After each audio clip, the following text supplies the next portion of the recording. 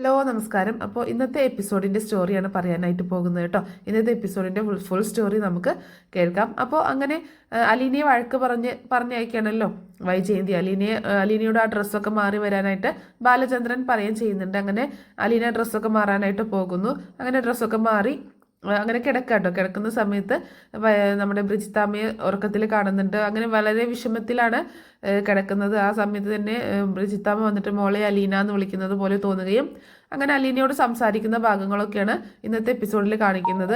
ഈ സ്റ്റോറിയൊക്കെ ഞാൻ കഴിഞ്ഞ ദിവസങ്ങളിൽ അപ്ലോഡ് ചെയ്തിട്ടുണ്ടായിരുന്നു. അതുകൊണ്ട് അതിൻ്റെ റിപ്പീറ്റേഷൻ വേണ്ടാന്ന് വെച്ചിട്ടാണ് ഒരുപാട് പറയാത്തത്.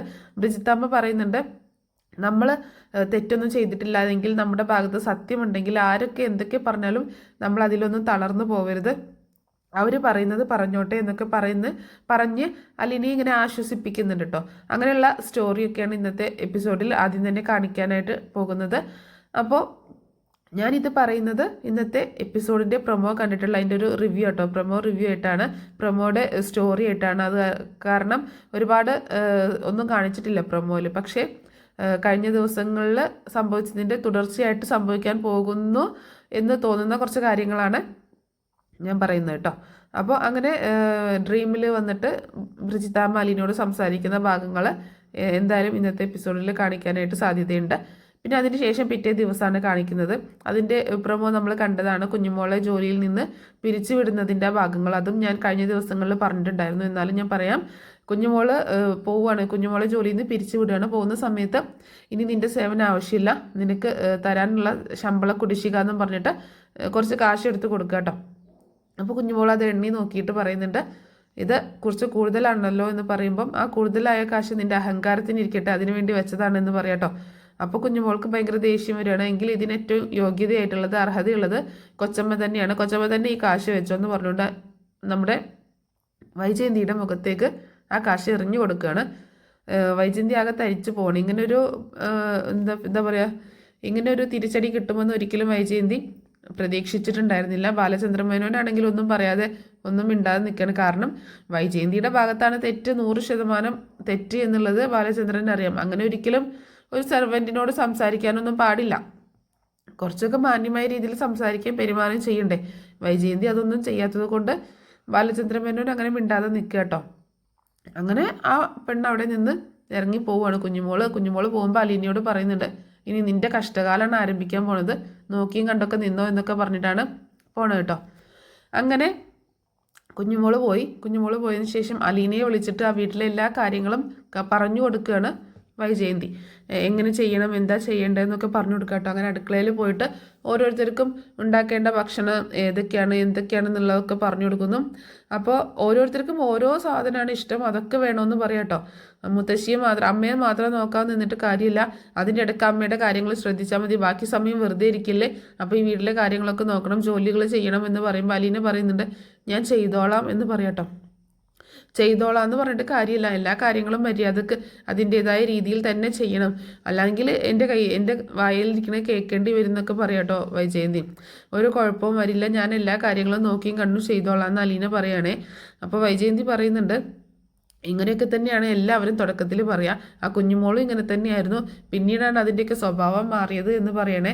ആ സമയത്ത് അലീന മനസ്സിലിങ്ങനെ പറയണേ, ആദ്യം അമ്മയുടെ സ്വഭാവം ഒന്ന് മാറ്റണം, എന്നാലേ ഇങ്ങനെ മറ്റുള്ളവരുടെ സ്വഭാവം നമ്മൾ വിചാരിക്കുന്നത് പോലെ ആവത്തുള്ളൂ എന്നിങ്ങനെ മനസ്സിൽ പറയാട്ടോ.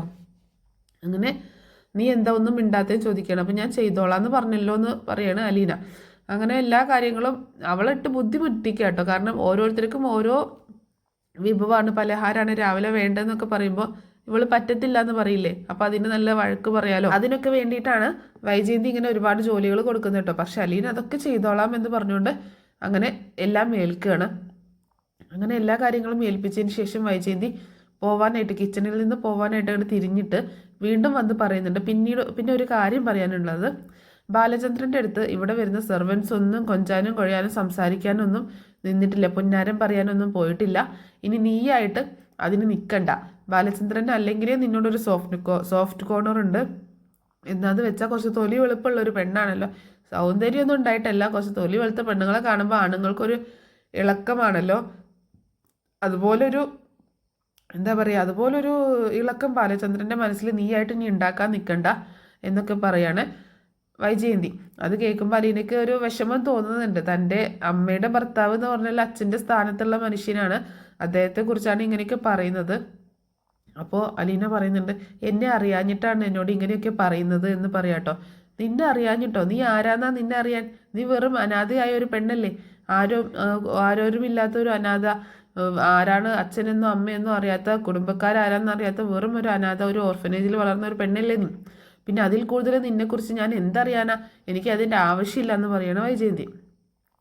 അപ്പോൾ അത് കേട്ടിട്ട് അലീനയ്ക്ക് വിഷമം വന്നിട്ടോ. വീണ്ടും ഈ അനാഥ, ആരുമില്ലാത്തവൾ എന്നൊക്കെ കേൾക്കുമ്പോൾ അലീനയ്ക്കും ഭയങ്കര വിഷമാവുകയാണ്. അപ്പോൾ വൈജയന്തി അങ്ങനെ തറപ്പിച്ച് പറഞ്ഞുകൊണ്ട് ഞാൻ പറഞ്ഞതൊക്കെ വെച്ച് പിന്നെ രോഹിത്തിൻ്റെ അടുത്തും ഒരുപാട് സംസാരിക്കാനും കൊഞ്ചാനും കൊഴയാനും ഒന്നും നിൽക്കണ്ട. ഇപ്പോൾ വളർന്നു വരുന്ന ആൺപിള്ളേരാണ്, പ്രായം അതാണ്, അവരുടെ പ്രായം അതാണ്, അതിൻ്റെ എല്ലാ കാര്യങ്ങളും അവർക്ക് ഉണ്ടാവും. അതുകൊണ്ട് വല്ലാണ്ട് അവൻ്റെ അടുത്തേക്ക് ചെന്ന് സംസാരിക്കാനും ഒരുപാട് കാര്യങ്ങളിൽ അവനെ ഉൾപ്പെടുത്താനും അങ്ങനെയൊന്നും നിൽക്കണ്ട, അവൻ്റെ അടുത്ത് ഒരു അകലത്തിൽ തന്നെ നിന്നാൽ മതി എന്നൊക്കെയുള്ള രീതിയിൽ പറയാണ്. കാരണം നല്ല ഭംഗിയുള്ള, കാണാൻ കൊള്ളാവുന്ന ഒരു സുന്ദരിയായ പെൺകൊച്ചാണ്. ഏത് ആൺപിള്ളേർ കണ്ടാലും ഒന്ന്, അതും സെർവൻ്റായിട്ട് നിൽക്കുമ്പോൾ പിള്ളേരൊക്കെ ഒന്ന് തരം കിട്ടിക്കഴിഞ്ഞാൽ ഒന്ന് മുട്ടി നോക്കുന്നുള്ളത് വൈജയന്തിക്ക് അറിയാം. അതുകൊണ്ടാണ് പറയുന്നത്. അപ്പോൾ അലീന പറയുന്നുണ്ട്, ഞാൻ നോക്കിയും കണ്ടു നിന്നോളാം, ഞാൻ എൻ്റെ ഒരു സഹോദരനെ പോലെയാണ് രോഹിത്തിനെ കാണുന്നത് എന്ന് പറയട്ടോ. നീ ഇങ്ങനെ ഇപ്പോൾ സഹോദരനെ പോലെ കാണുമൊന്നും വേണ്ട, ഇവിടുത്തെ ഒരു അംഗമായിട്ട് കണ്ടാൽ മതി, അല്ലാതെ നിൻ്റെ സഹോദരനൊന്നും അല്ല രോഹിത്ത്. നീ ഇവിടുത്തെ സെർവൻ്റാണ്, സെർവൻറ്റിൻ്റെ സഹോദരനായിട്ട് കാണുന്നുണ്ട്, ഗതികേടൊന്നും അവനില്ല എന്നൊക്കെ പറഞ്ഞ് വീണ്ടും ഇവളെ തന്നെ തരം താഴ്ത്തി സംസാരിക്കുകയാണ്. അങ്ങനെ അത്രയൊക്കെ പറഞ്ഞുകൊണ്ട് വൈജയന്തി അവിടെ നിന്ന് പോവാണ്. ഇതൊക്കെ അപ്പത്തുനിന്ന് ബാലചന്ദ്രൻ കേൾക്കുന്നുണ്ടായിരുന്നു കേട്ടോ. ഇവൾ എന്തൊക്കെയാണ് ആ കൊച്ചിനോട് പറയുന്നത് എന്നുള്ള രീതിയിൽ ഇങ്ങനെ ചിന്തിച്ച് നിൽക്കുകയാണ്. എന്നിട്ട് ബാലചന്ദ്രൻ പറയുന്നുണ്ട്, നീ എന്തിനാണ് ആ പെൺകൊച്ചിനോട് ഇങ്ങനെയൊക്കെ പറയാൻ പോയത്, എന്താ എന്നെ നിനക്കറിയില്ലേ എന്നൊക്കെ ചോദിക്കുകയാണ്. ബാലചന്ദ്രനെ എനിക്കറിയാം, വന്ന് കയറിയവളെ എങ്ങനെയുള്ളവളാണെന്ന് നമുക്കറിയില്ലല്ലോ എന്ന് പറയണം വൈജയന്തി. എന്തായാലും ഇതൊക്കെ ഒരുപാട് കൂടുന്നുണ്ട്, നീ കുറേ കാര്യങ്ങളൊക്കെ മനസ്സിലാക്കി നിൻ്റെ സ്വഭാവത്തിലൊന്ന് മാറ്റം വരുത്തേണ്ടിയിരിക്കുന്നു എന്നൊക്കെ ബാലചന്ദ്രൻ മേനോൻ പറയാട്ടോ. അങ്ങനെ പിന്നീട് അവർ ഓരോരുത്തരായിട്ട് ജോലി സ്ഥലത്തേക്ക് പോവാണ്. മക്കളൊക്കെ സ്കൂളിലേക്കും കോളേജിലേക്കൊക്കെ പോകുന്നു. ബാലചന്ദ്രനാണെങ്കിൽ കടയിലേക്ക് പോകുന്നു, വൈജയന്തി ആണെങ്കിൽ ബാങ്കിലേക്കും പോവാണ്. അങ്ങനെ എല്ലാവരും പോയതിന് ശേഷം ഗേറ്റ് അടയ്ക്കാൻ പറഞ്ഞിട്ടുണ്ടായിരുന്നു കേട്ടോ വൈജയന്തി. അങ്ങനെ അലീന ഗേറ്റ് അടയ്ക്കാനായിട്ട് പോകുന്ന സമയത്താണ് അപ്പുറത്തെ വീട്ടിലുള്ള കാണാൻ നല്ല ഭംഗിയുള്ള ഒരു പപ്പിക്കുഞ്ഞിട്ട്, ഒരു പട്ടിക്കുഞ്ഞ് അലീനയെ കണ്ടപ്പോൾ അലീനയുടെ നേരേക്ക് നോക്കിക്കൊണ്ട് ഇങ്ങനെ ചാടി കുരയ്ക്കുക കേട്ടോ. അവിടെ ഗേറ്റിനകത്തായതുകൊണ്ട് അതിന് പുറത്തോട്ട് കിടക്കാൻ വയ്യ. ഇവിടെ അലീനയും ഇപ്പുറത്താണ് നിൽക്കുന്നത്. അപ്പോൾ അലീനയെ കണ്ടപ്പോൾ ഭയങ്കര സ്നേഹം പ്രകടിപ്പിക്കുകയാണ്. അലീന ചോദിക്കുന്നുണ്ട്, എന്താടാ നിനക്ക് എന്താ വേണ്ടേ, നിനക്ക് എൻ്റെ അടുത്തേക്ക് വരണോ എന്നൊക്കെ ചോദിച്ച് ഇങ്ങനെ കൊഞ്ചിക്കുക കേട്ടോ. അപ്പം ആ പട്ടിയാണെങ്കിൽ ഇവളുടെ സംസാരം കേട്ടിട്ട് ഇങ്ങനെ അതിൽ മയങ്ങി നിൽക്കുകയാണ്. ഇപ്പോൾ ഒട്ടും സമയമല്ലടാ, ഒരുപാട് ജോലിയുണ്ട്, ഞാൻ ഇടയ്ക്ക് നിന്നെ കാണാൻ വരാം, എനിക്ക് നീയെങ്കിലും ഇവിടെ ഒരു കൂട്ടുണ്ടാവുമല്ലോ എന്തെങ്കിലുമൊക്കെ സംസാരിക്കാൻ എന്നൊക്കെ പറയാട്ടോ അലീന. ഞാൻ പിന്നീട് വരാം, ഒരുപാട് ജോലി ഏൽപ്പിച്ചിട്ടാണ് മാഡം പോയത്, അപ്പം ഞാൻ ഒരുപാട് ജോലി ഏൽപ്പിച്ചിട്ടാണ് അമ്മ പോയത്, അമ്മയ്ക്ക് അറിയില്ലെങ്കിലും എൻ്റെ അമ്മയല്ലേ, അപ്പോൾ ഞാൻ എന്തായാലും ജോലികളൊക്കെ ചെയ്യട്ടെ എന്ന് പറഞ്ഞിട്ട് അലീന അകത്തേക്ക് പോവാട്ടോ. അങ്ങനെ പിന്നെ രേവതിക്കുട്ടിയുടെ കുറച്ച് ഭാഗങ്ങളും ഇന്നത്തെ എപ്പിസോഡിൽ കാണിക്കുന്നുണ്ട്. കുറുമ്പ് കാണിക്കുന്ന രേവതിക്കുട്ടി അടിക്കാനായിട്ട് പോകുന്ന മാമച്ചായനും, അതുപോലെ ആ സമയത്ത് രേവതിക്കുട്ടി ഗ്രേസമ്മയുടെ പുറകിൽ ഒളിച്ചു നിൽക്കുന്നതുമായിട്ടുള്ള കുറച്ച് രംഗങ്ങളും രസകരമായിട്ടുള്ള രംഗങ്ങൾ ഇന്നത്തെ എപ്പിസോഡിൽ കാണിക്കുന്നുണ്ട്. വളരെ സന്തോഷത്തോടു കൂടിയിട്ടാണ് രേവതിക്കുട്ടി അവിടെ ജീവിക്കുന്നത്. സ്വന്തം അച്ഛനും അമ്മയോ അല്ലെങ്കിലും ഒരു മകളെ പോലെ തന്നെയാണ് അവളെ കാണുകയും പരിഗണിക്കുകയും ഒക്കെ ചെയ്യുന്നത്. അപ്പോൾ ഇതൊക്കെ ഞാൻ ഇന്നത്തെ പ്രൊമോ കണ്ടിട്ട് പറഞ്ഞിട്ടുള്ളൊരു സ്റ്റോറി കേട്ടോ. അപ്പോൾ എപ്പിസോഡ് കിട്ടുന്ന ഉടനെ തന്നെ എപ്പിസോഡിൻ്റെ ഫുൾ സ്റ്റോറി ഞാൻ അപ്ലോഡ് ചെയ്യുന്നതായിരിക്കും. അപ്പോൾ താങ്ക്സ് ഫോർ വാച്ചിങ്.